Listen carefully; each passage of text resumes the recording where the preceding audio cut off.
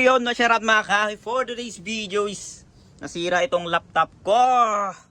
Ayan, itong sira niya. Tanggal yung mga lock ng mga bolt niya. Ayan, makikita nyo mga plastic. Ayan, balikan ito siya. Ayan, kaka-stress kasi nung last na pag open, biglang umangat. Pag check ko, wala na, nag-crack na. Ayan. Tapos binuksan ko ito, dumi-dumi pa. Kaya yun, hindi ko alam kung paano re-remedyohan ito. Paano ididikit to kasi itong bolt niya talaga is naalis na. Yan guys, kita nyo yan, oh. Yung mga plastic. Yan. Ay, so ayun, ang binabala ko ngayon is gagawa ko ng case niya na kahoy. And bahala na kung paano yun. Pagtripan ko na lang siguro para at least maremedyohan ko. So pag pinayos ko ito, papalitan tong buong case nya, makagating mga nasa 3,000 to siguro. Kaya yan, wala tayong budget, kaya yan, budget meal na lang tayo. So yun, let's go. All goods. So yan guys, nakanalan ko na ito. Ito siya.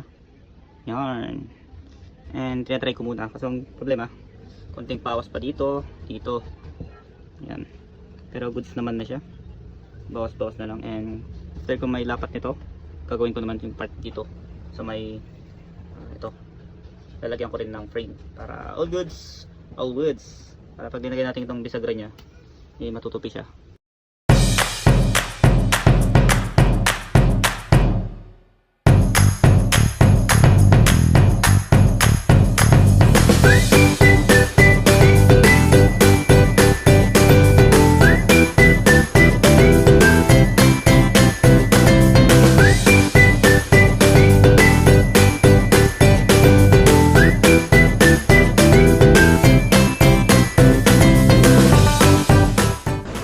Ayan, malapit ko na matapos. Niset up ko na rin yung laptop.